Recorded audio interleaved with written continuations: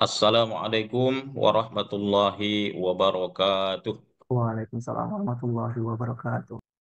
Alhamdulillah wassalatu wassalamu ala Rasulillah sallallahu alaihi wasallam wa ala alihi wa sahbihi wa mawalah. Qala Allah Ta'ala fi kitabihil karim, a'udzu billahi minasy syaithanir rajim. Yas'alunaka 'anil ahillah qul hiya mawaqitu lin-nasi wal hajj ila akhiril ayat. وقال الله تعالى لا الشمس ينبغي لها أن تدرك القمر ولا الليل سابق النهار وكل في فلك يسبحون والحمد لله رب العالمين.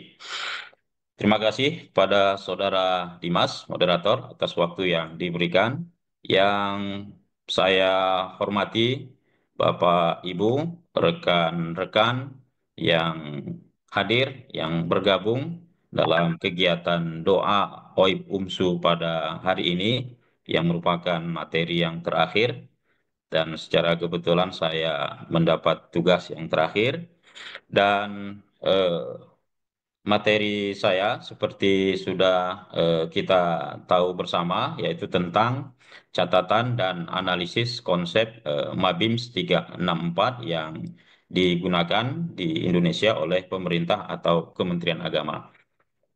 Kemarin Prof. Izzuddin sudah menyampaikan catatan dan analisis atas KHGT Muhammadiyah. Ada banyak catatan, ada banyak analisis, bahkan kritikan yang diberikan yang seluruhnya hemat saya adalah penting, substantif, dan eh, dalam batas-batas tertentu memang perlu dan patut untuk dijawab oleh Muhammadiyah gitu.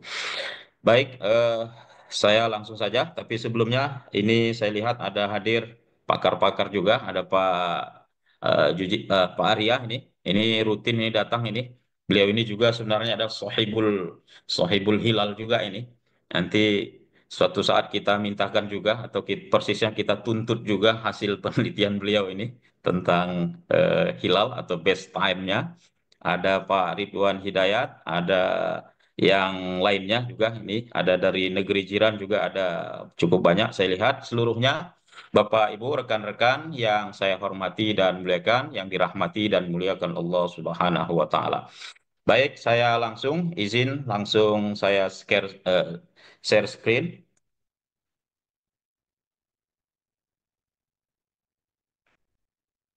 Oke, Baik, terlihat apakah Pak ya. sudah terlihat full? Sudah Pak, sudah. Ya, baik, Bapak Ibu, rekan-rekan semua, kita mulai. Yang pertama, konsep Imkan Ru'yat Mabims 364, Imkan Ru'yat Menteri-Menteri Agama Brunei, Indonesia, Malaysia, dan Singapura dengan parameter 364. Maksudnya adalah ketinggian hilal 3 derajat dan sudut elongasi 6,4. Jadi secara formal konsepnya adalah ini, tapi dalam praktek dan implementasinya itu ditambah dengan ru'yat atau verifikasi ru'yat dan ditambah dengan sidang isbat. Jadi ini yang lazim dan berlaku selama ini sebagaimana kita lihat. Dan 364 ini juga seperti kita tahu adalah juga kesepakatan dari 4 negara, yaitu Brunei, Indonesia, Malaysia, dan Singapura itu. Dan secara resmi 364 ini digunakan sebagaimana tertulis dalam ad referendum ini adalah tahun 2021. Jadi ini konsep ini dan praktek dan implementasinya dalam beberapa tahun belakangan ini atau jauh sebelumnya eh, saat 238 ini yang coba kita lihat, kita catat dan kita analisis dan tentu kita beri masukan begitu sebagai bagian dari kajian akademis bahwa ini adalah sesuatu ijtihad yang tentu ada kelebihan juga ada kekurangan. Baik, saya langsung saja Bapak Ibu karena cukup banyak poin-poinnya jadi langsung saja tidak usah prolog-prolog ke sana kemari lagi. Ada sejumlah catatan yang sudah saya catat.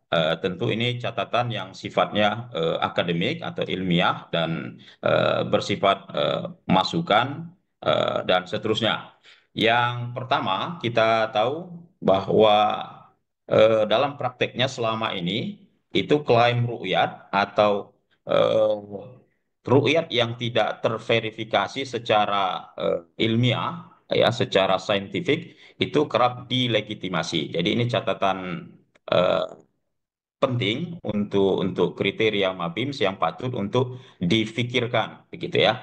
Sebab klaim ru'yat tentu itu secara saintifik dia tidak ilmiah karena tidak terverifikasi begitu. Tetapi dalam praktiknya, oleh karena di awal tadi sudah kita sampaikan bahwa kriteria 364 itu harus diverifikasi sehingga mau tidak mau tatkala ada klaim yang tidak terverifikasi, maka mau tidak mau itu harus dilegitimasi. Jadi ada semacam simalakama dalam praktek yang sedemikian itu. Berikutnya catatan pentingnya adalah POB, pos observasi bulan, yang notabene-nya ini adalah pos resmi dari Kementerian Agama atau pemerintah yang tersebar sudah cukup banyak di Indonesia. Tapi dalam dalam kenyataannya dia tidak menjadi penentu, tidak menjadi penentu bahwa pada hari itu, pada saat pelaksanaan ru'yat, hilal terlihat atau tidak. Jadi POB yang tersebar di sekian banyak tempat ini sekali lagi tidak menjadi penentu. Tetap saja penentunya itu adalah laporan-laporan yang datang dari mana saja selama terverifikasi secara moral, dalam arti disumpah, integritasnya bisa diakui, dipercaya, dan seterusnya, justru itu yang digunakan. Jadi ini adalah catatan penting yang patut untuk difikirkan. Kalau kita banding dengan negara lain, misalnya negara Mesir, saya hanya punya referensi negara Mesir karena pernah terlibat di sana beberapa waktu, itu hanya eh, tim yang bertugas itu tertentu dan sudah ditetapkan oleh satu lembaga astronomi yang bernama Observatorium Helwan. Jadi dibentuk sejumlah tim dan disebar ke sejumlah tempat, maka dalam prakteknya hanya sejumlah tim di sejumlah tempat itu saja yang dibolehkan dan diterima laporan rukyatnya, apakah terlihat atau tidak dan seterusnya. Jadi tidak seperti kita di Indonesia yang cukup masif dalam pelaksanaannya tersebut gitu. Berikutnya 364 dalam prakteknya harus kita akui secara konsep bisa diterima, tetapi dalam pembuktian keterujiannya di lapangan sampai hari ini harus kita akui belum terbuktikan. Jadi konsepnya namanya imkan ru'yat 364, tetapi dalam prakteknya belum pernah imkan, belum pernah memungkinkan teruji atau terlihat secara, sekali lagi, verifikasi saintifik, ya, secara olah citra. Ada citra yang didapat dan seterusnya. Berikutnya catatan penting lainnya adalah terlalu banyak yang berkeinginan atau berkepentingan untuk melakukan ru'yat. Artinya sebenarnya kalau kita tarik dalam konsep fikih, jika ru'yat itu kita pahami sebagai sebuah fardu kifayah, maka seharusnya tidak semua semua umat Islam berkeinginan, berkepentingan, berkeharusan untuk melakukan ru'yat. Cukup diwakili oleh sejumlah saja yang tentu kita pilih itu adalah perukyat-perukyat yang terampil, yang profesional dan seterusnya. Jadi ini menjadi catatan sekaligus masukan agar rukyat yang dilakukan itu tentu otentik, saintifik, dan tentu secara otomatis akan syar'i, kira-kira begitu.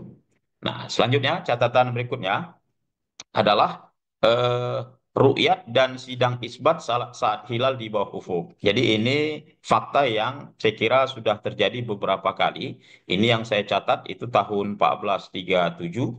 eh, Konjungsi itu terjadi 4 Juli, sedangkan sidang isbatnya juga dilakukan 4 Juli, padahal saat itu malam hari itu hilal di bawah ufuk. Jadi kalau ini tetap dilakukan, ya tentu kita paham karena jadwal sidang isbat itu sudah terjadwal secara administratif dan birokratif, harus dilaksanakan pada hari itu, tanggal itu. Tapi kita harus paham bahwa secara fikih pada dasarnya ini tidak berguna, dalam pengertian dalam bahasa fikihnya adalah tahsilul hasil, yaitu melaksanakan sesuatu yang sebenarnya hasilnya kita sudah tahu, begitu, kira-kira begitu. Kemudian berikutnya adalah ambang batas 364 yang memastikan atau mengharuskan verifikasi rukyat di lapangan. Maka praktek yang sedemikian ini pasti dia akan menghasilkan dua kemungkinan, yang dua kemungkinan itu belum dipastikan yang mana akan terjadi, yaitu bisa masuk awal bulan sekarang malam ini, atau bisa jadi tunda keesokan harinya. Artinya betapapun konsep IR 364 ini adalah scientific atau hisab yang sudah definitif karena sudah ada angkanya 364, tapi karena mengharuskan verifikasi lapangan yang berpotensi menghasilkan hasil yang berbeda dengan 364 itu sendiri, maka ini menghasilkan sesuatu yang tidak pasti. Artinya secara konsep, secara praktek seperti di awal Ramadan kemarin lah, kita sebagai contoh konkret adalah ketika hilal sudah memenuhi 364 di ujung Aceh misalnya, tetap saja ada keharusan dalam tanda petik harus ada yang melaporkan, harus diverifikasi di lapangan, dan jika hendak dinyatakan masuk awal bulan harus ada yang mengaku melihat hilal dan seterusnya. Jadi ini hemat saya adalah catatan atau kritikan bahwa konsep 364 ini harus diperjelas, dia hisap yang bagaimana hisap untuk menentukan awal bulan yang berpotensi dua kemungkinan, ataukah dia berfungsi untuk sebagai kalender. Kalau kalender itu tentu dia harus definitif dari sejak jauh hari, tidak bisa diubah. Andai pun harus diverifikasi di lapangan, dia tidak boleh mengubah konsep awalnya, 364-nya. Itu. Oleh karena itu, masuknya awal bulan, walaupun tidak terverifikasi secara ilmiah, ini dalam dalam praktiknya, maka memang narasi yang dimunculkan mau tidak mau memang ya selalu menyebut bahwa ini adalah hilal yang syar'i. Saya kira ini memang pamungkas begitu ya. Karena memang harus keputusan harus diambil, sudah ada yang mengaku melihat, sudah disumpah dan seterusnya. Ditambah lagi dengan kaidah yang sebenarnya kaidah ini sangat fleksibel, tidak dispesifikkan kepada persoalan hilal atau melihat hilal, yaitu hukmul hakim yarfa al khilaf. Jadi ini secara logika, secara saintifik, secara nalar logis, ini sesuatu yang paradoks. Oleh karena hilal yang tidak ada, tidak terbuktikan secara saintifik, secara ilmiah, tapi dalam tanda petik diakui sebagai hilal yang syar'i, dipamungkas dengan hukmul hakim yarfa al khilaf, ini sesuatu yang paradoks hemat saya. Gitu. Berikutnya, kenyataan atau fakta dari kriteria 364 ini sekedar catatan ringan atau ya, eh, bahwa kesepakatan empat negara ini, Brunei, Indonesia, Malaysia, dan Singapura, memang dia menjadi kesepakatan empat negara ini. Tapi dalam praktiknya, ternyata empat negara ini mereka merdeka dengan merdeka menerapkan konsep ini masing-masing. Artinya sesuai dengan otoritas masing-masing. Kasus awal Ramadan kemarin, saya kira ini menjadi bukti. Ya, Indonesia itu kita menyatakan masuk tanggal 1 berdasarkan adanya laporan keterlihatan hilal. Malaysia dan Brunei Darussalam istiqmal tidak melihat hilal, sedangkan negara Singapura konsisten dengan konsep 364-nya belum terpenuhi di negara Singapura. Jadi betapapun kriterianya sama dan disepakati oleh empat negara ini, tapi dalam praktek dan implementasinya ternyata masing-masing berbeda.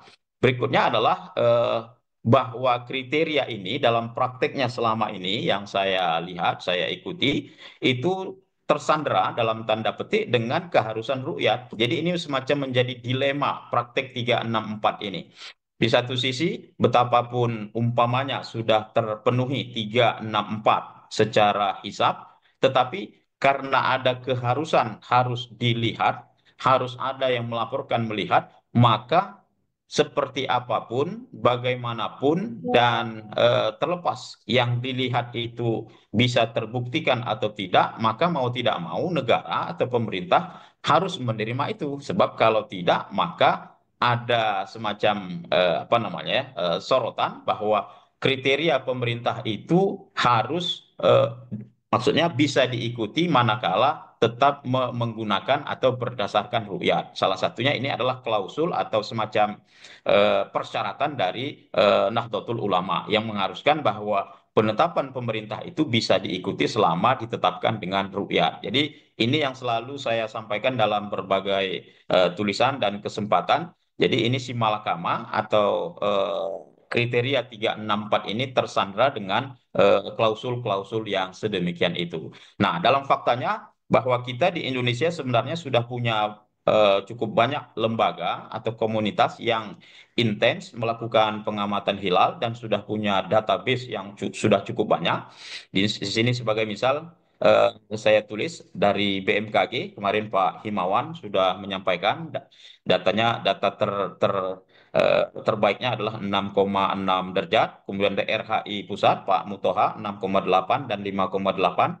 5,8 ini dari Pak Hendro sesuai informasi Pak Mutoha dan seterusnya. Jadi ini sebenarnya data otentik yang terverifikasi, yang terbukti secara saintifik, secara ilmiah, tetapi tidak atau belum menjadi pertimbangan. Karena itu ini menjadi catatan, menjadi kenyataan yang patut untuk difikirkan, begitu.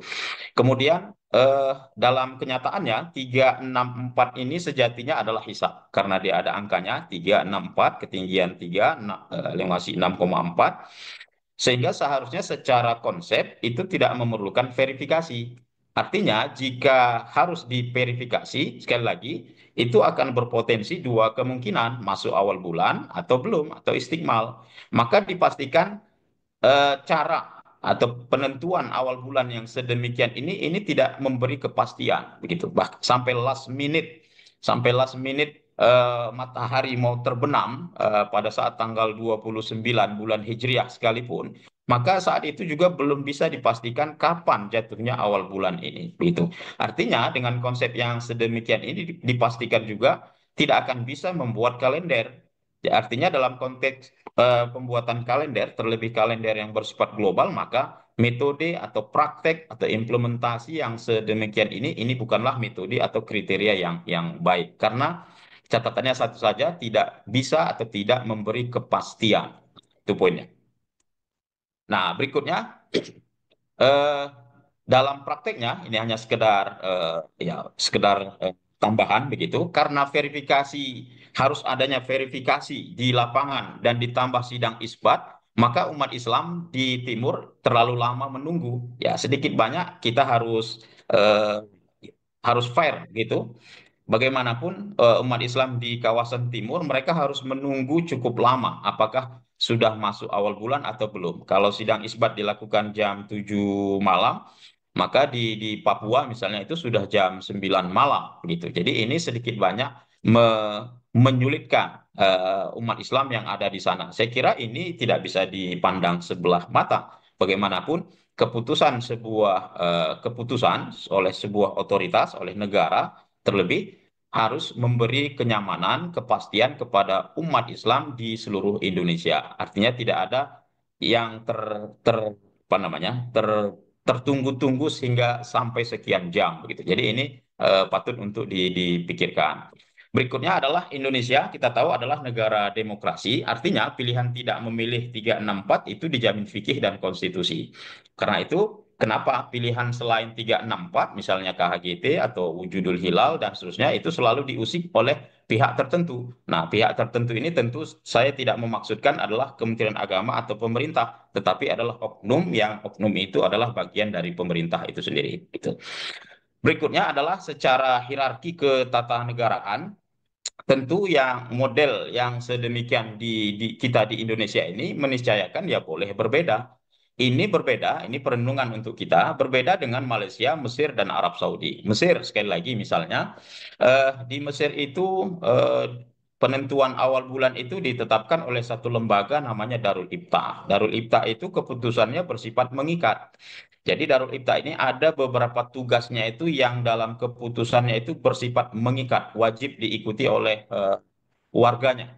Salah satunya adalah masalah penentuan awal bulan, masalah hukum bunuh atau hukum pancung, dan beberapa persoalan lain. Jadi kalau ini sudah diputuskan oleh lembaga ini, maka dia harus diikuti, tidak boleh tidak diikuti.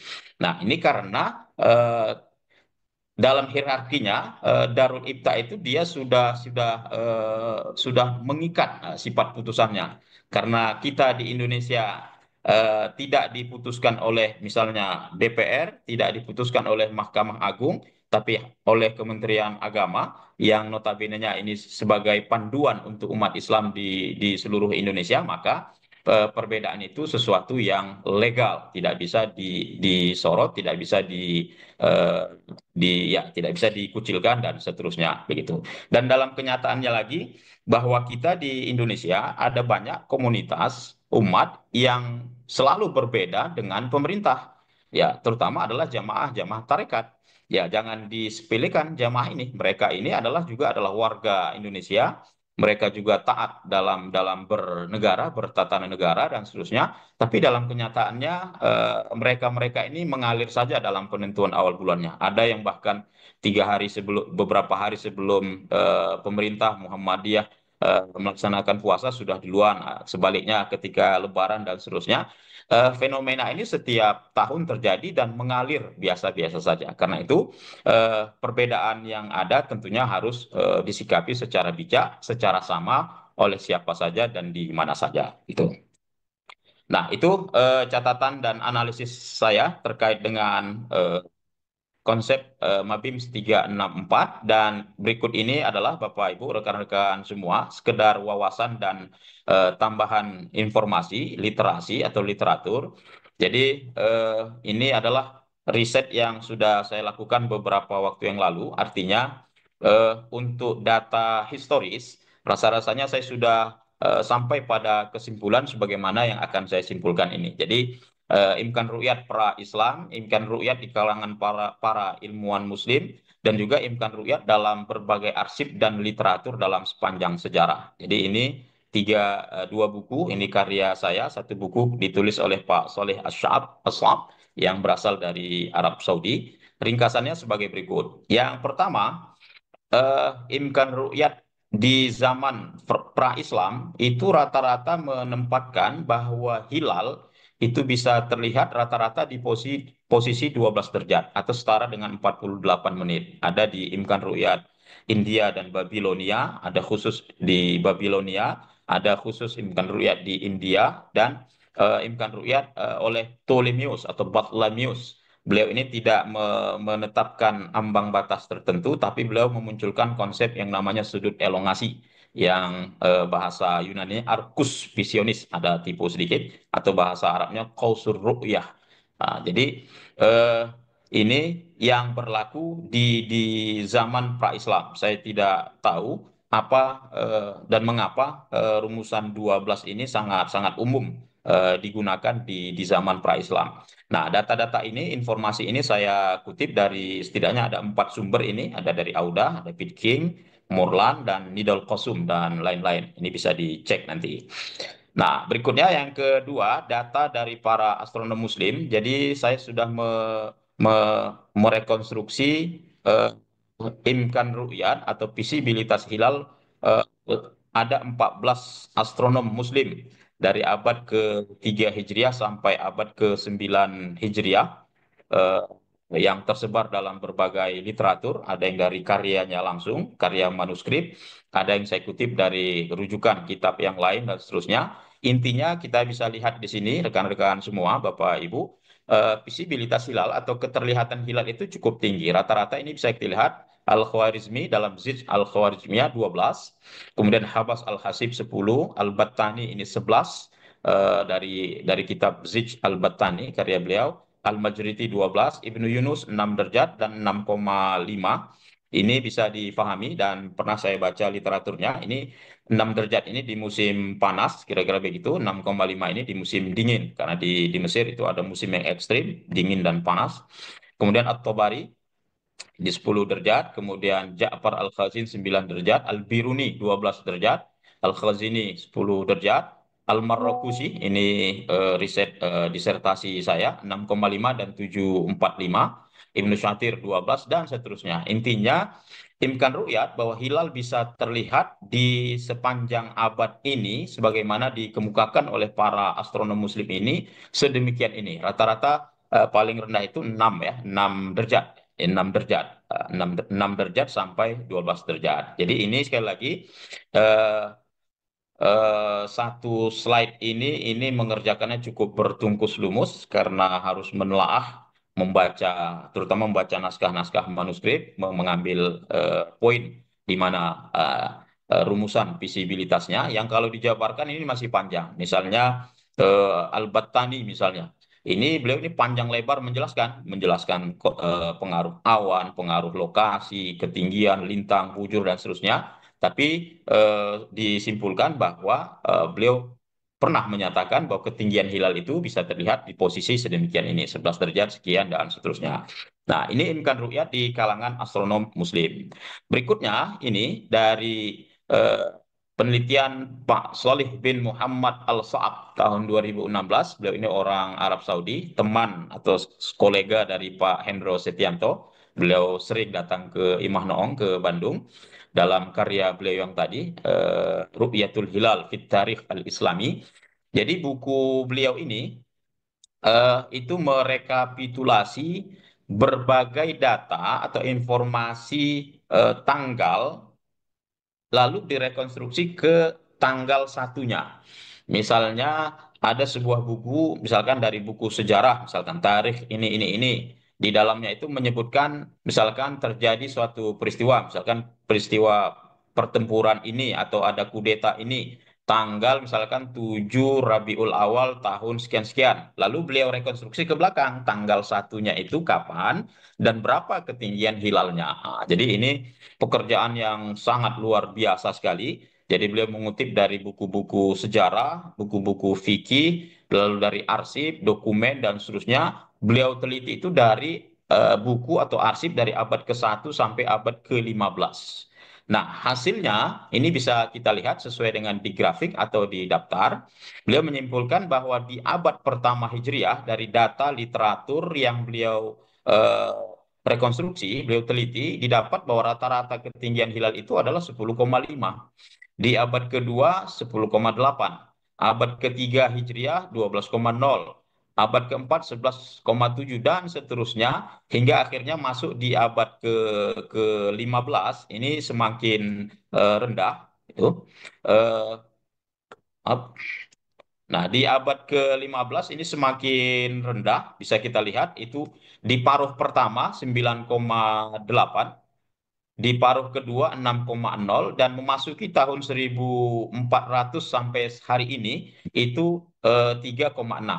Sekali lagi ini adalah rekonstruksi dari literatur ya, bukan dari data empirik, bukan dari hasil uji observasi dan seterusnya. Sehingga memang eh, ada kecenderungan bahwa belakangan ini makin rendah yang menurut penuturan beliau itu yaitu salah satunya terlalu banyak klaim-klaim melihat hilal yang tidak terverifikasi, yang salah satu data yang banyak yang beliau sebutkan oleh Pak Soleh Asyaf ini waktu di Bandung tempo hari, yaitu banyak terjadi ya dari negara beliau sendiri, dari negara Arab Saudi, yang bahkan hilal di bawah ufuk pun ada kalanya itu diklaim hilal terlihat sehingga masuk dalam catatan, dokumen dan seterusnya itu.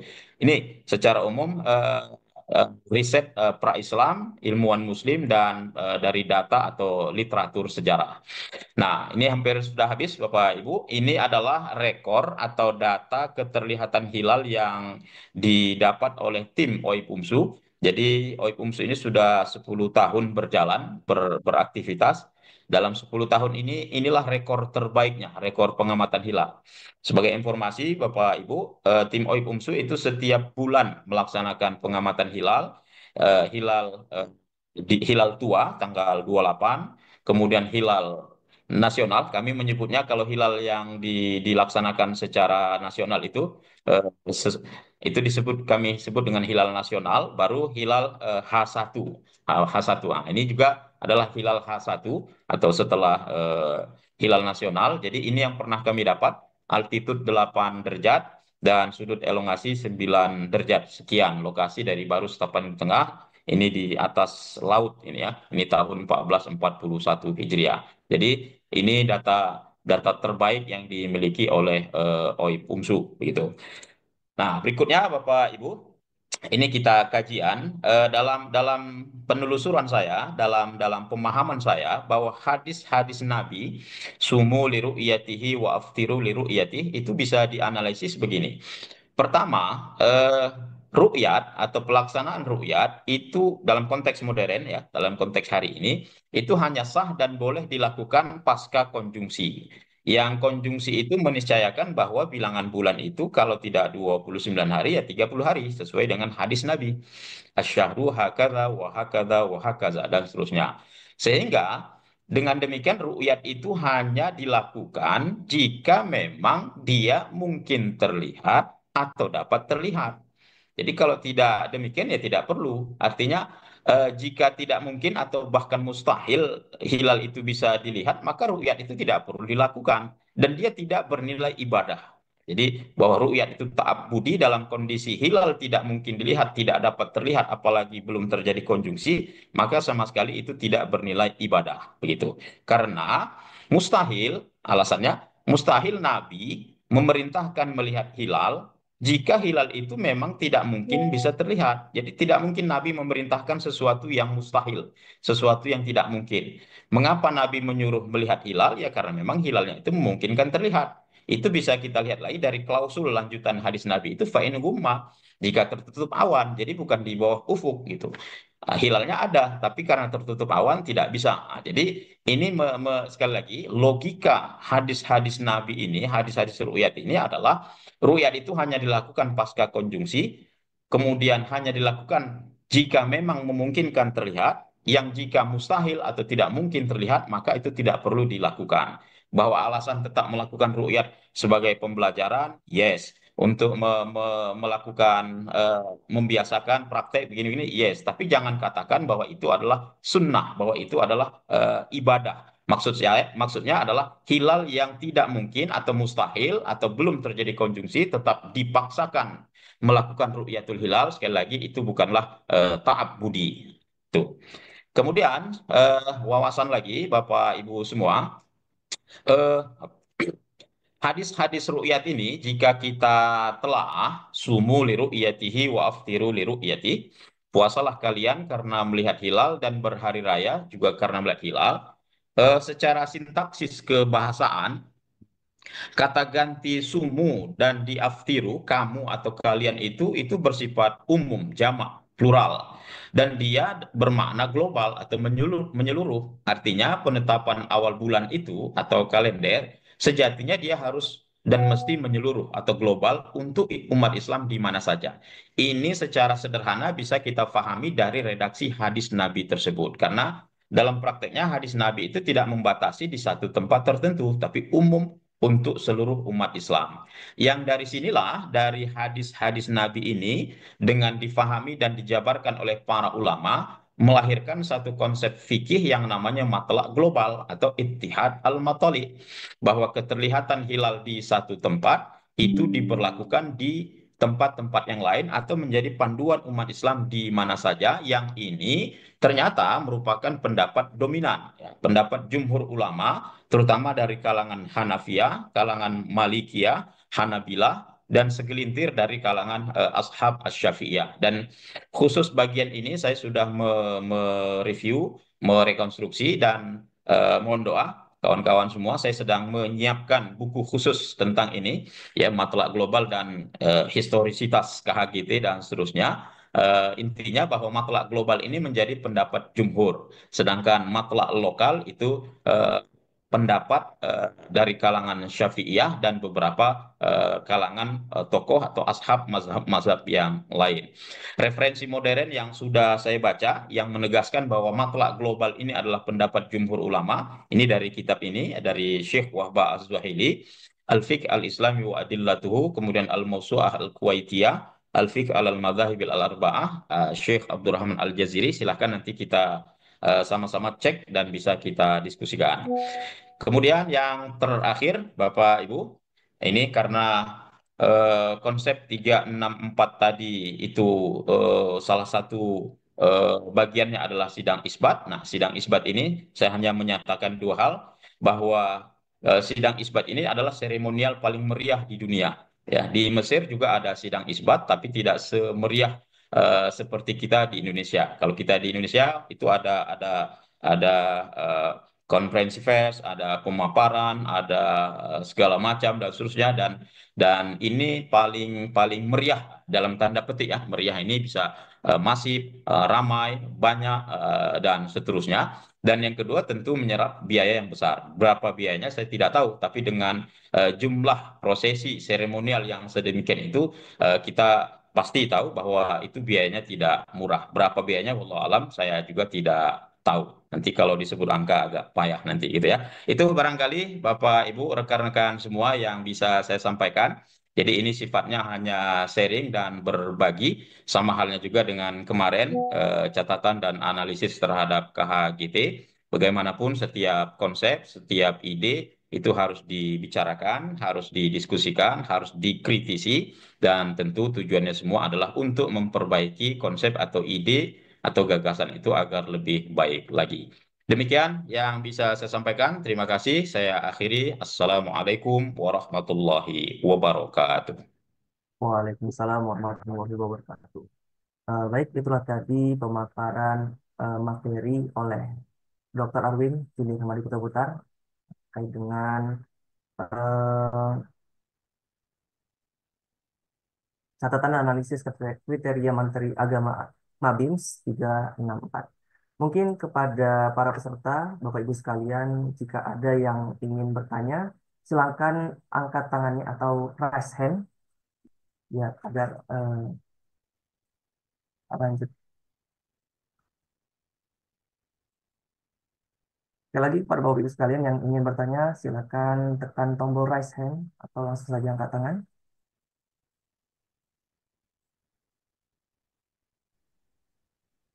Boleh di chat. Oh ini Sami'na wa Ta'na ini, Pak Ibu. Aina minal tulab falak falak mahasiswa.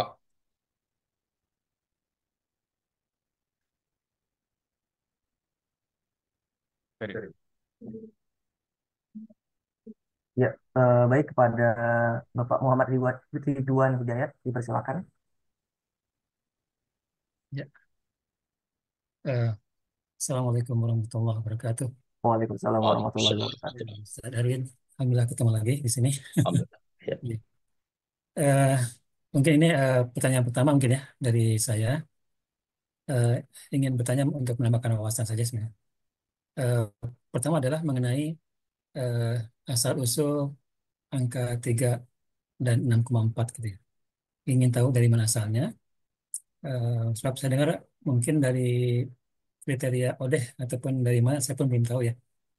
Terus yang kedua adalah kenapa kita tidak pakai analisis sendiri ya dari hasil observasi empiris yang dilakukan oleh BMKG ya, yang mereka ada data sejak 2008 sampai sekarang sudah cukup banyak gitu ya. Dan juga dari rekan-rekan dari Malaysia itu pun sudah cukup banyak database-nya gitu ya. Jadi maksudnya itu saya pikir lebih ini lagi lebih empiris ataupun saintifik kalau bisa menggunakan data tersebut. Itu yang pertama. Yang kedua adalah terkait ini pertanyaan mengenai fatwa nih, fatwa ya. Apakah ada eh, fatwa yang diterbitkan oleh ulama begitu ya di Indonesia ataupun di dunia terkait pengertian ru'yah dengan teknologi begitu ya. Jadi apakah sekarang kan sudah di zaman yang eh, serba canggih begitu. Jadi tidak perlu lagi kita menggunakan mata telanjang gitu, sehingga dengan menggunakan teknologi itu ada lebih lebih banyak lagi apa lebih fix ataupun lebih eksak lagi gitu ya untuk penglihatannya dan dihindari dari eh, apa ya penglihatan yang diragukan gitu ya. Sebagaimana kita menggunakan hisab untuk waktu sholat ya, jadi tidak lagi menggunakan pemerhatian bayang matahari begitu. Itu yang kedua. Kemudian yang ketiga adalah apakah ada fatwa juga mengenai membolehkan observasi ba'dal ijtima lakin qoblal ghurub begitu. Karena sekarang kan sudah ini ya, sudah bisa menggunakan teleskop khusus. Itu di siang hari kita sudah bisa mengobservasi hilal dengan dengan jelas gitu ya, dengan bantuan teknologi ataupun image processing. Itu mungkin Ustaz Arwin atau no. Baik, terima kasih pada Bapak Ridwan Hidayat. Begitu bisa langsung saja Pak Arwin untuk menjelaskan pertanyaan dari beliau. Terima kasih. Ya, baik. Terima kasih Pak Ridwan. Jumpa lagi. Ini Pak Ridwan aktif ini dari pertemuan pertama sampai hari ini ya. Terima kasih Pak. Ya, tentang asal usul 364 ini saya pribadi juga tidak begitu tahu persis, tapi yang jelas memang rumusan ini dirumuskan dengan cukup panjang, dengan pengkajian yang cukup panjang juga. Saya kira ini yang paling paham ini adalah Pak Thomas, karena beliau yang menggawangi dan mengawal konsep ini, begitu. Dan dari mana asal usulnya? Seingat saya itu kombinasi dan kompilasi, jadi memang bukan berdasarkan hasil uji empirik. Ya, secara metodologi, secara konsep tentu ini sah-sah saja, begitu. Tidak salah, tetapi memang catatan kita seperti yang sudah kita uraikan tadi, belum teruji, belum terverifikasi dalam konteks, dalam konsep di Indonesia, dari Sabang sampai Merauke belum pernah teruji bahwa 364 ini bisa terlihat apakah secara eh, kasat mata, kasat teleskop, kamera, atau dengan olah citra astrofotografi dan seterusnya, begitu. Jadi eh, ini menjadi catatan, gitu. Tapi sekali lagi asal usul detailnya, wallahu alam saya tidak begitu mengetahui. Mohon izin, gitu. Kemudian mengapa tidak dari hasil empirik sendiri, ya ini ya sama Pak. Ini juga catatan saya dan pertanyaan, mungkin pertanyaan kita semua, begitu. Jadi idealnya kan memang karena kita di Indonesia, eh, kriteria itu diperuntukkan untuk kita di Indonesia, dalam teritorial Indonesia, dengan topografi kita, geografis kita yang sedemikian ini, dari Sabang sampai ke Merauke. Tentu idealnya seharusnya dan seyogianya adalah kita menggunakan data yang ada di kita, gitu. Berapa data kita?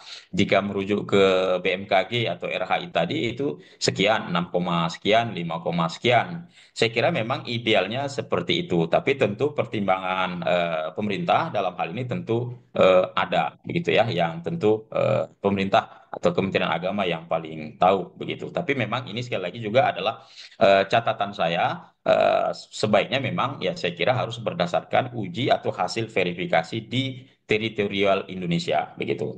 Kemudian terkait dengan fatwa ru'yat teknologi atau ya astrofotografi, olah citra hilal dengan menggunakan teknologi yang super canggih, katakanlah begitu, seperti yang banyak dilakukan sekarang di Bosca oleh Pak Yusuf dan lain-lain, Pak Junaidi di Ponorogo dan seterusnya.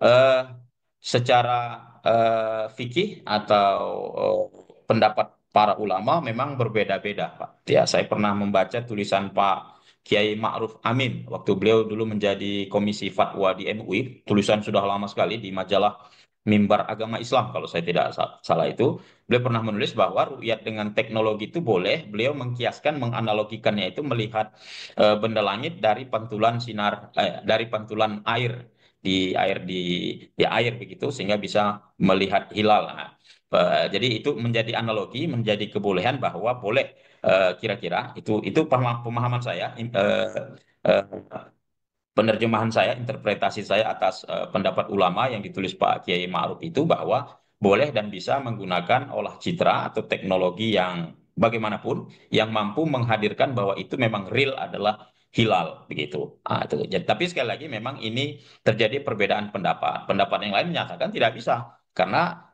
tekstual hadis itu menyatakan ya harus dilihat secara kasat mata, sumu liru iyatihi, liru iyatihi, karena terlihatnya. Ro'a atau melihat di situ adalah ya secara bil ain, bukan bil ghair, bukan dengan yang lainnya. Jadi memang ada dan terjadi perdebatan. Jadi memang dalam semua produk fikih itu pasti dua hal ya berbeda. Artinya ada yang A, pasti ada yang B, bahkan boleh jadi ada yang C begitu. Jadi saya kira ini sesuatu yang alami dan mengalir begitu. Begitu juga dengan yang Pak Ridwan tanyakan tadi, kalau sederhananya saya bahasakan ya hilal siang hari lah itu ya. Pasca konjungsi atau qoblal ghurub, ya ini juga menjadi perdebatan.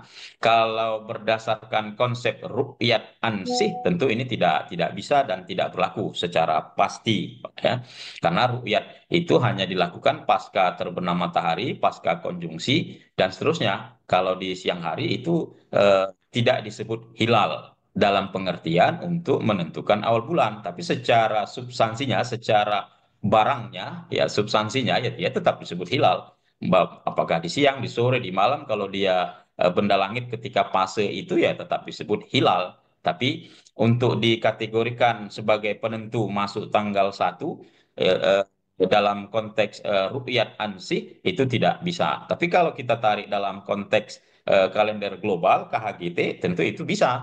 Karena definisi hilal ada atau wujud itu tidak mesti di atas ufuk tapi di bawah ufuk, dengan catatan telah terjadi ijtima atau konjungsi dengan parameter jam 00 di Greenwich dan begini sesuai dengan parameter yang ada dalam KHGT, maka hilal yang sedemikian ini ya tetap bisa dan dinyatakan hilal tanggal 1. Nah, yang ini memang terus dan menjadi perdebatan. Saya kira begitu Pak Ridwan. Terima kasih Pak.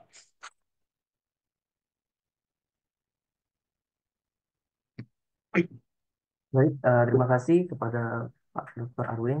Mungkin ini di kolom komentar ada pertanyaan, Bapak. Assalamualaikum dari Ahmad Haris Uniza. Tim OIP semoga Dr. Arwin dan tim sehat semuanya. Saya cuma mau berkongsi dalam paper saya yang Let's saya ada melihat perbedaan 6,4 antara Malaysia dan Indonesia itu berbeda. 6,4 Malaysia itu menggunakan elongasi topografi, manakala 6,4 elongasi Indonesia itu menggunakan elongasi geografi. Ehm,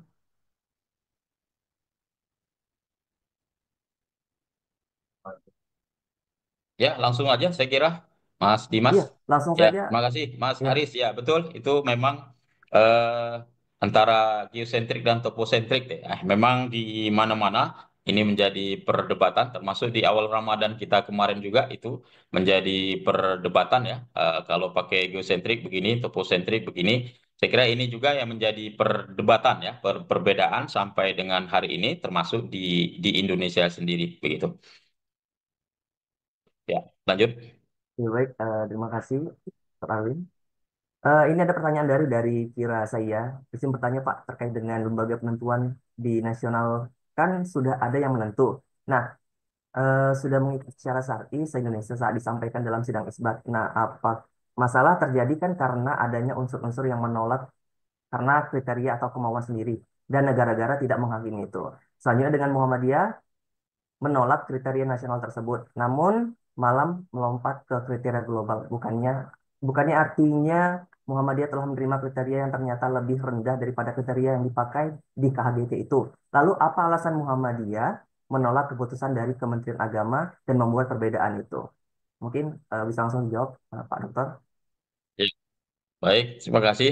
Ya, pertanyaannya cukup banyak dan berlapis-lapis itu ya. Tapi secara umum ya, eh, saya kira ini kalau kaitannya dengan KHGT Muhammadiyah, tentu persoalannya bukan persoalan kriteria, bukan persoalan rendah atau tidak, tapi di balik itu adalah maksud dan tujuan besar dari KHGT atau Muhammadiyah itu adalah hendak menghadirkan satu sistem penjadwalan waktu yang terpadu, terintegrasi atau global, internasional, seluruh dunia untuk seluruh umat Islam, berlandaskan sejumlah argumen, dalil, dan alasan-alasan atau faktor-faktor atau fakta-fakta. Sehingga dari situ, ini yang paling utama, paling besar, dari situ meniscayakan harus ada kriteria, harus ada konsep. Sehingga lahirlah konsep seperti yang digunakan hari ini yang notabene-nya konsep atau parameter atau kriteria itu adalah mengadopsi dari hasil putusan Turki.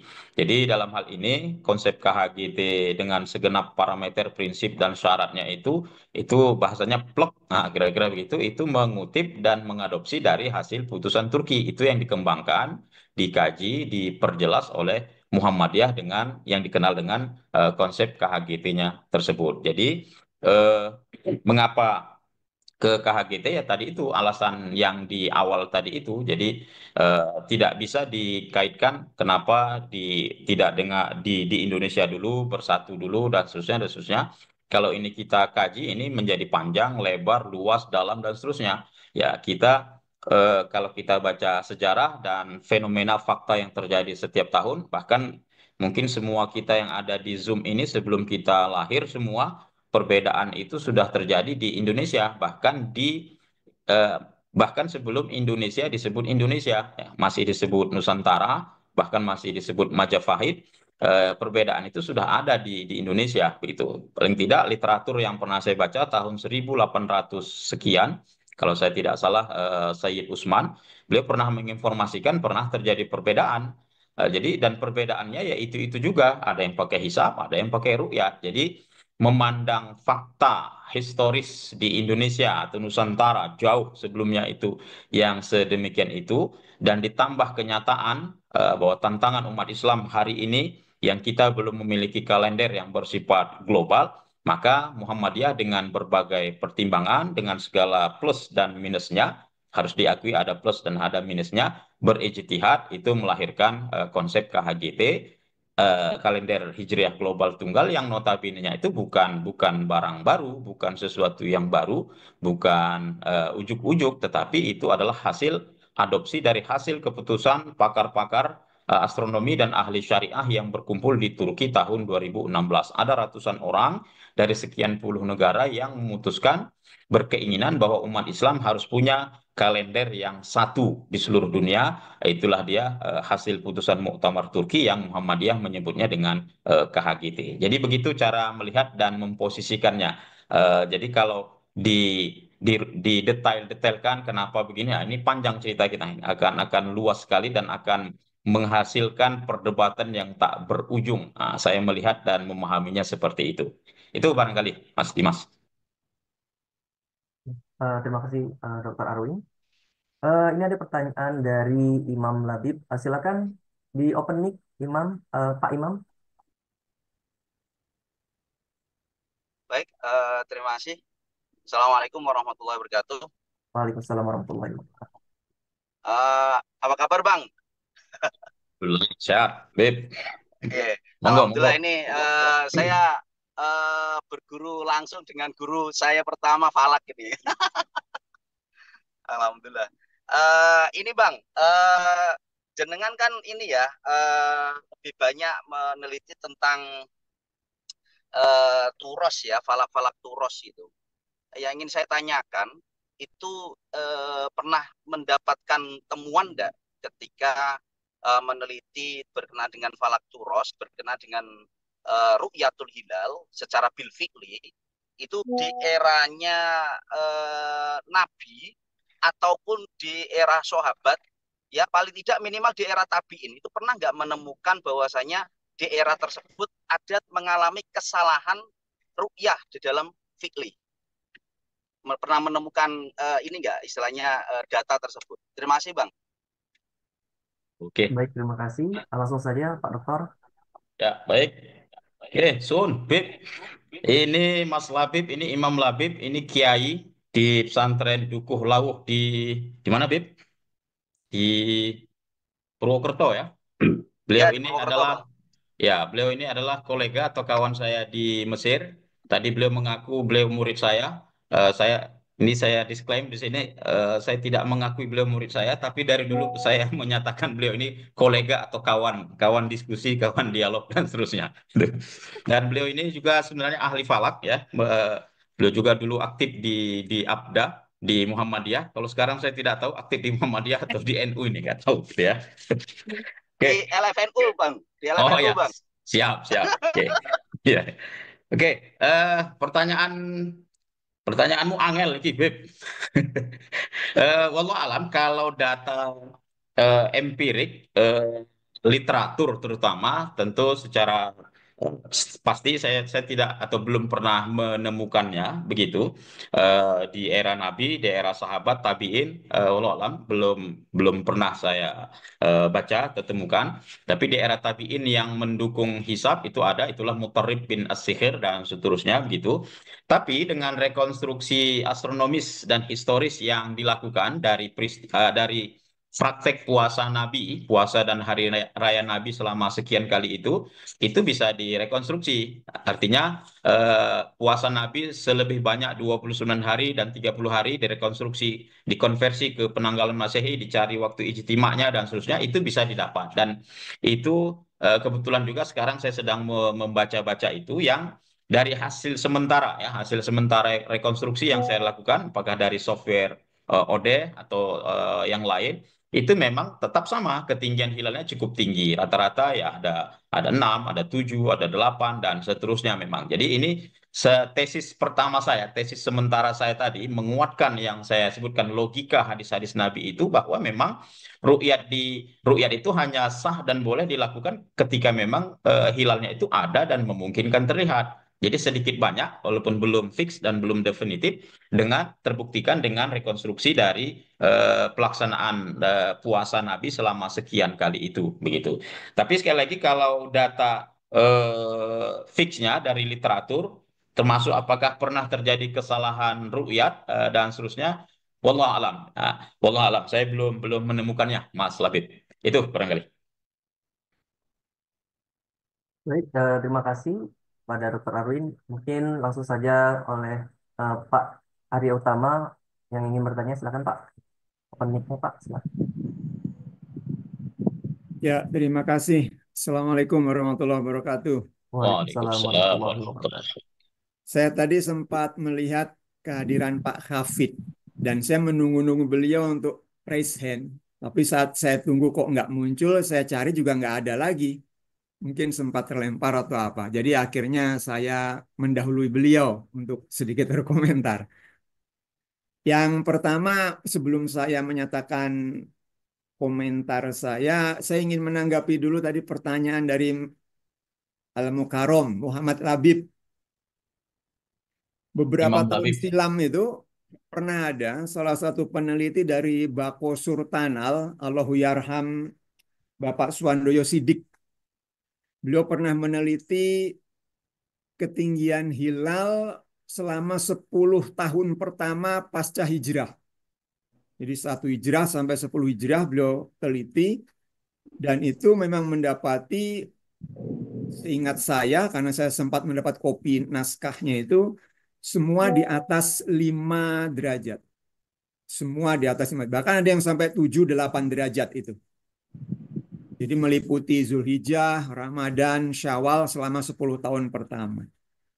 Dan kalau kita ingat lagi dengan redaksi hadis ya, yang bahkan dari orang awam pun ya, dari Badui awam pun itu kesaksiannya pernah diterima oleh Nabi ya, dengan syarat bahwa yang bersangkutan itu menyatakan imannya gitu, dan dia seorang yang arif gitu ya, langsung diterima kesaksiannya. Itu kan menunjukkan bahwa memang hilal itu dalam konteks ini memang objek yang tidak mungkin disalah kenali, karena memang meru'yat itu bagian dari tradisi mereka sejak dulu gitu. Sehingga tadi yang dikatakan oleh Ustadz Arwin, objeknya harus ada, itu nggak bisa disangkal.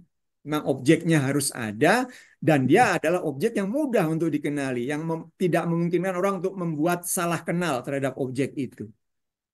Kesimpulannya memang nanti berujung kepada kriteria, bahwa kalau mau mendasarkan kepada histori tersebut, maka kriterianya harus mengadopsi nilai-nilai yang tinggi, yang tadi juga muncul dalam sejumlah karya astronom-astronom muslim yang tadi sempat disinggung oleh Ustadz Arwin juga.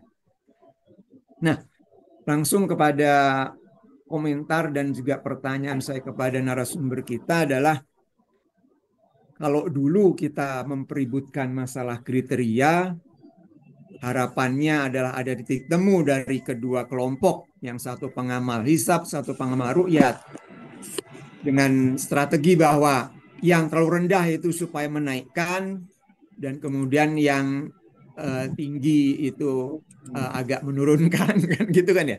Tapi ternyata makan tidak ketemu-ketemu juga, ya kan?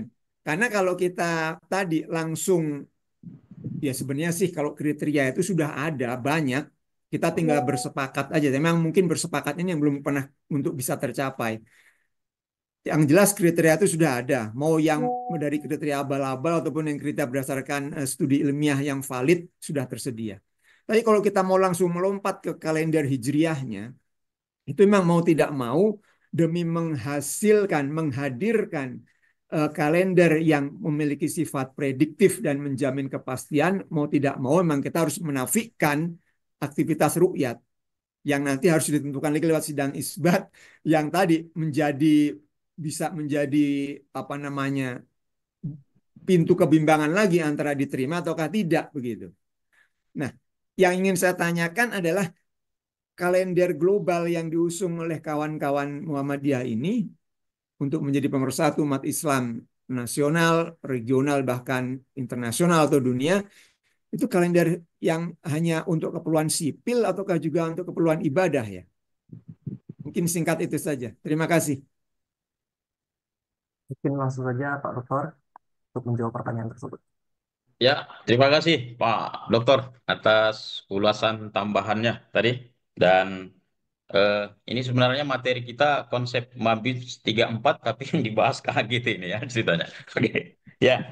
Eh, Kalender, ya tadi ya saya menanggapi uraian Pak Dr. Arya tadi. Jadi memang dalam diskursus ini kita memang harus apa namanya bisa dan piawai memilah begitu ya. Kita sekarang mau bicara dengan goalnya apa begitu. Kita bicara hisab ru'yat dengan tujuan eh, untuk menentukan awal bulan dalam konteks lokal, global, atau bagaimana, ataukah kita hendak mengkonstruk sebuah penanggalan atau yang disebut dengan kalender, begitu.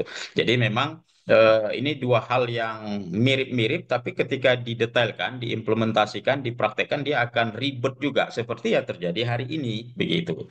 Jadi KHGT itu memang tidak bisa dipungkiri, betapapun dia menempatkan 5, 8, ketinggian 5 dan 8, jelas itu ru'yat dan imkan ru'yat. Ada angkanya, bisa diobservasi, tapi dia menjadi penentu. Artinya terlihat atau tidak, ada yang melihat atau tidak, dan seterusnya, dia tetap menjadi panduan, sehingga KHGT itu bisa diterapkan, sehingga sejak jauh hari sudah ada kepastian, gitu.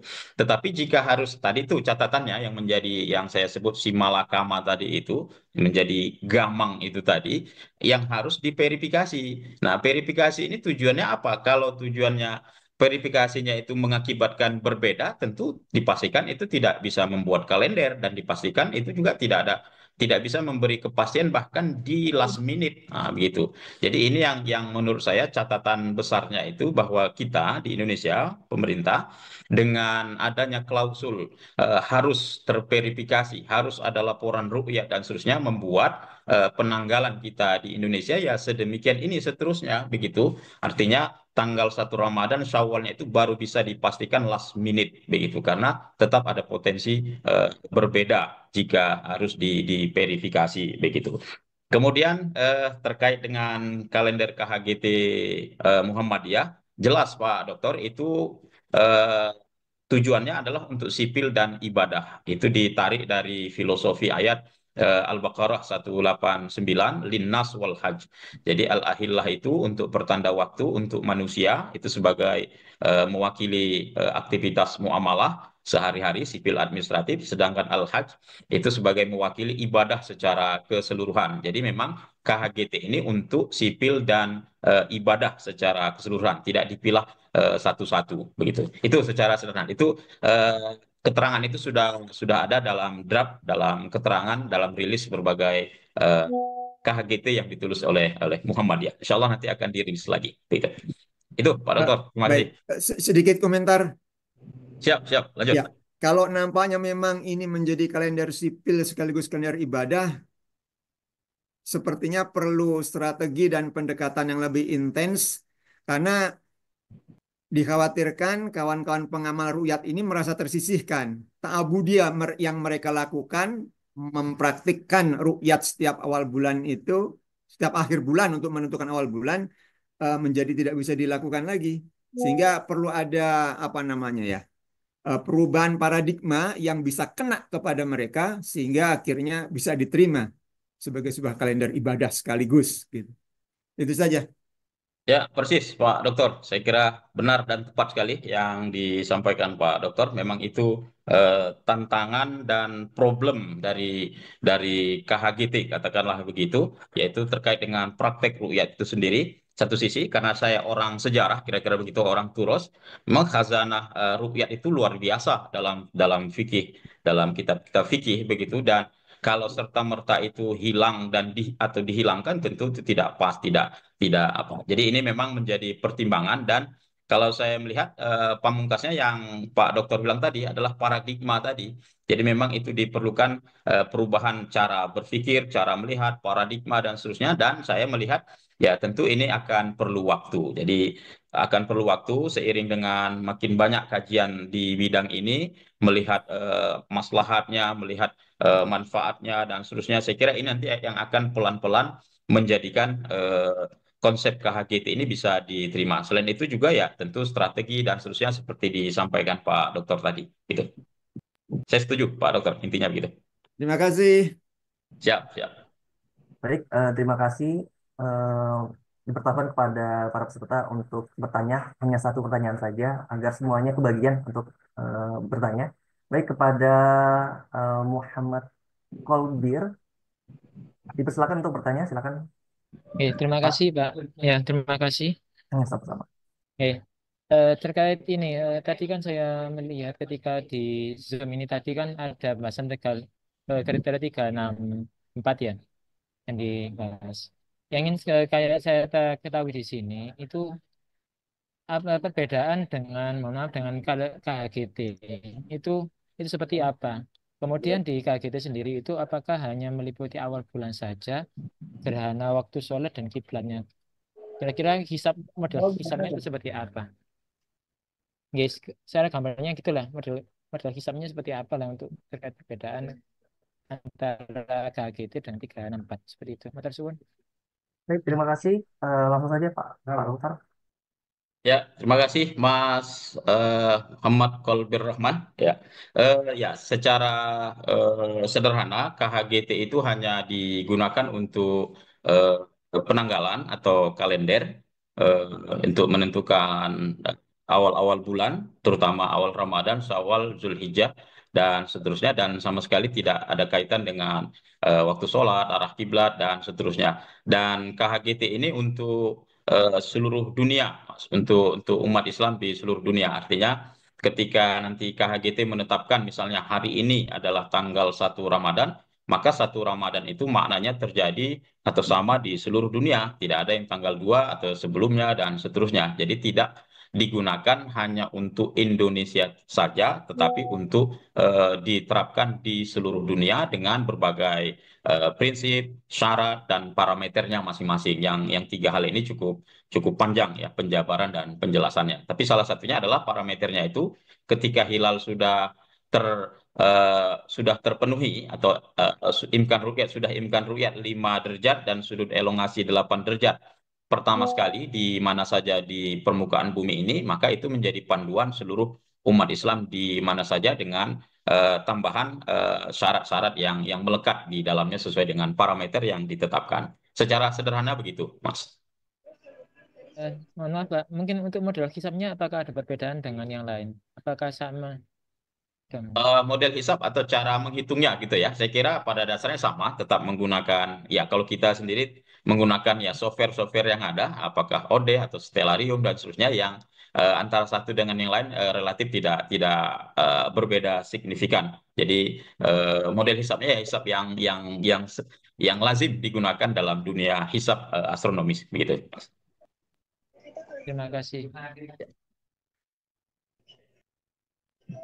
Baik, terima kasih pada Dr. Amin telah menjawab pertanyaan-pertanyaan dari para peserta.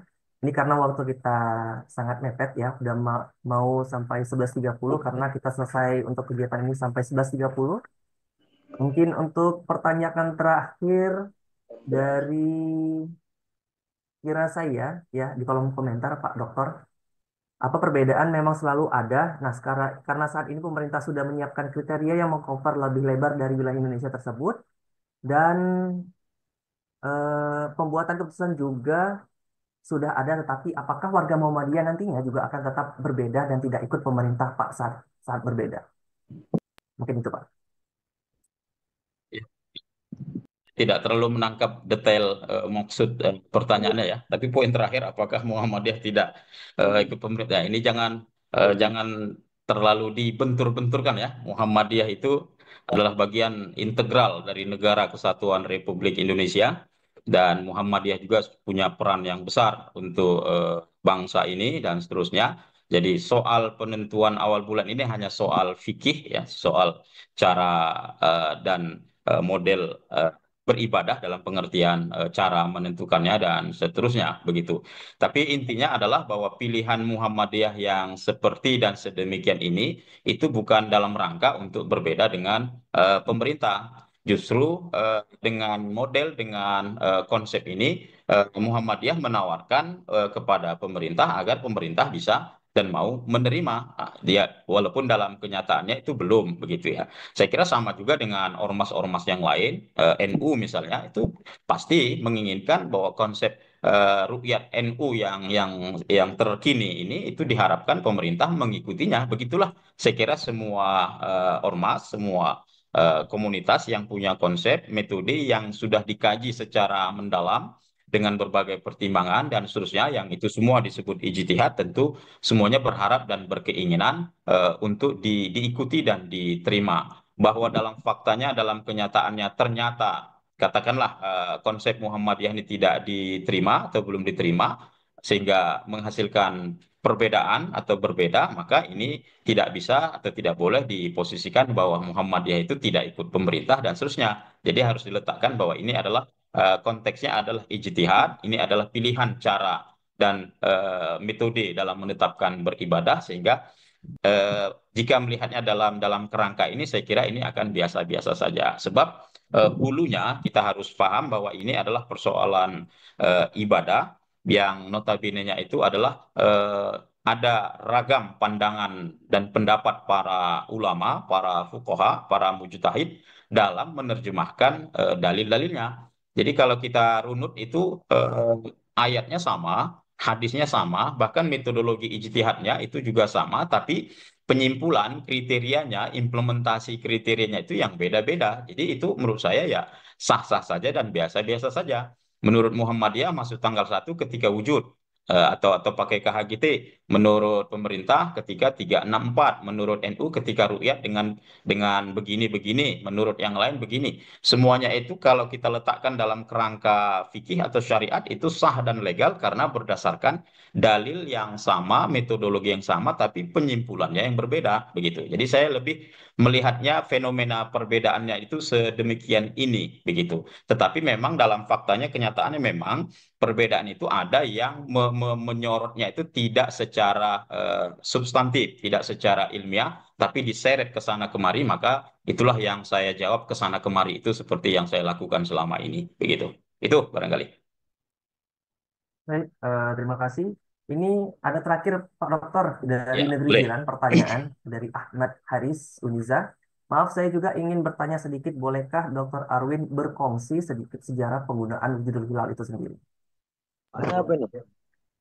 Ya, saya kira saya juga tidak ingat secara persis bagaimana pertama sekali, tapi yang jelas wujudul hilal itu akan segera ditinggalkan, begitu, akan berganti kepada KHGT, dan wujudul hilal ini sudah hampir setengah abad mungkin ya digunakan Muhammadiyah selama ini, yang akan dimetamorfosiskan dengan KHGT. Tapi sejarahnya itu ya cukup panjang gitu ya, cukup pada awalnya bukan wujudul hilal, tapi pernah ru'yat, pernah imkan ru'yat, dan pada akhirnya sampai pada wujudul hilal dengan berbagai alasan, argumentasi, dan seterusnya. Intinya tidak tiba-tiba juga, tidak ujuk-ujuk dengan wujudul hilal, tapi dengan berbagai pertimbangan, dengan alasan, dengan maslahat yang dipandang, dan seterusnya, dan seterusnya. Tapi spirit dari wujudul hilal itu sebenarnya yang saya tangkap dalam sejarah itu adalah aspek kepastiannya, ya, aspek kepastian dan aspek keilmiahannya. Dalam arti bahwa satu putaran sinodis bulan mengelilingi bumi sudah sempurna, lalu hilal sudah wujud, itu artinya menegaskan kembali sudah sempurnanya satu peredaran bulan mengelilingi bumi dan seterusnya, itu sudah cukup dijadikan sebagai standar untuk menentukan tanggal 1. Mengapa tidak ru'yat? Itu panjang lagi penjelasannya karena begini, begini, begini dan seterusnya. Saya kira ini di lain waktu, di lain kesempatan sajalah kita kita bahas insya Allah. Begitu. Baik, terima kasih pada para peserta yang sudah memberikan pertanyaannya dan juga Dr. Awin sudah menjawab pertanyaan dari para peserta. Mungkin untuk pertanyaan ini tidak bisa kita lanjutkan yang lainnya karena mohon maaf ini sudah masuk pukul 11.27. Eh, Mungkin kita akan laksanakan. Kalau ingin bertanya, ini yang ingin bertanya, silakan nanti kita bisa alihkan ke eh, chat Dr. Arwin ya, pertanyaan yang lainnya. Mungkin itu saja. eh, Kita bisa foto bersama, semuanya boleh hidupkan kameranya, ya. Ya, dipersilakan. Untuk link absensi bisa digeser ke atas ya itu Bapak Ibu. Silakan diisi dulu link absensinya karena berkaitan dengan sertifikat. Ya, baik kalau gitu semuanya posisikan ke kamera. 1, 2, 3. Oke, baik. Sekali lagi 1, 2, 3. Oke, terima kasih. Nah, closing statement dari saya dalam konteks bermasyarakat, keberagaman suku bangsa, keberagaman adat istiadat, keberagaman agama dan kepercayaan, keberagaman sosial budaya maupun keberagaman ras tidak lepas dari yang namanya sebuah perbedaan. Adanya sebuah perbedaan pandangan dalam penentuan awal bulan Hijriah yang terjadi karena beberapa perbedaan seperti perbedaan kriteria, metode, pemaknaan dalil yang digunakan oleh berbagai organisasi Islam dan pemerintah. Untuk itu kita berharap sama-sama dapat menyelesaikan hal ini agar tujuan kita dalam kebersamaan ibadah dapat tercapai. Nun kolami wabai surun, fastabiqul khairat. Assalamualaikum warahmatullahi wabarakatuh.